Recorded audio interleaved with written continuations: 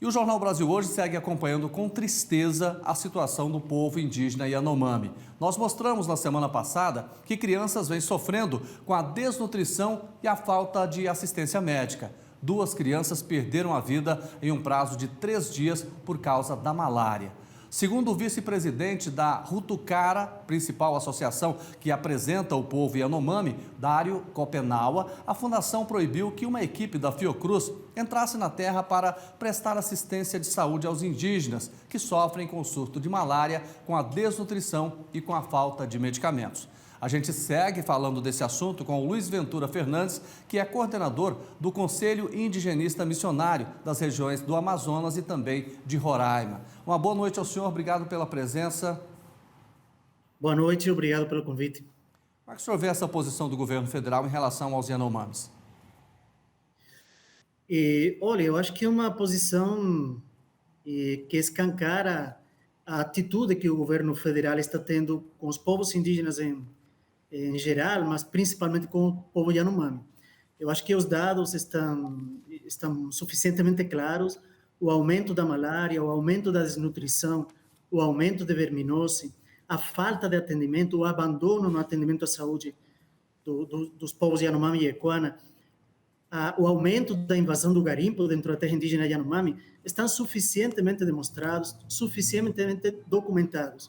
Portanto, que a AGU, o governo, responda ao Supremo Tribunal Federal dizendo que está tomando todas as medidas, realmente traz uma imagem de um governo absolutamente descompromissado e um governo que está não somente omisso, mas de uma forma deliberada e sistemática, incumprindo suas obrigações constitucionais. O senhor da FUNAI proibiu a entrada de profissionais da Fiocruz lá na região dos Yanomamis. Existe alguma justificativa para isso? Olha, é uma situação extremamente grave essa aí, né? Porque a situação hoje na terra indígena Yanomami é uma situação excepcional, excepcional. Justamente pelo impacto do garimpo, justamente pelo aumento da violência nos últimos anos e principalmente pela situação de saúde que a gente já vai conhecendo cada vez mais. Então, impedir a entrada de entidades com expertise, uma equipe multidisciplinar, conforme o que foi informado, justamente para poder verificar em loco a situação em que está o povo Yanomami e poder contribuir, essa atitude por parte do governo é uma atitude extremamente grave. O governo deveria estar solicitando apoio, né? O governo deveria estar agradecendo toda e qualquer colaboração em um momento em que está absolutamente colapsado a questão da saúde dentro da terra indígena Yanomami. Longe disso, o que nos parece é que o governo não está querendo que ninguém possa conferir, verificar de fato qual é a verdadeira situação dentro da terra indígena Yanomami, uma situação de absoluto abandono e de aumento de mortes, aumento dos indicadores de saúde. Eu quero que o senhor comente agora essa resposta do governo federal ao Supremo Tribunal Federal em relação ao povo Yanomami. Aqui nessa nota, o governo diz que repassou para os Yanomamis, para o distrito lá, 261 milhões de reais e que foi o maior volume entre as regiões todas atendidas lá. O que está acontecendo? O governo está falando a verdade ou não? Olha, se o governo diz que foi repassado esse volume de recursos, 260 milhões de reais, e, por outra parte, o que a gente constata é que postos de saúde estão fechados, postos de saúde estão desabastecidos, equipes de saúde não têm as condições mínimas para poder trabalhar e visitar as comunidades, falta combustível para que as equipes possam se deslocar e visitar as comunidades, falta combustível para poder fazer uma remoção de uma situação grave como aconteceu com a criança de 3 anos que faleceu, infelizmente, semana passada.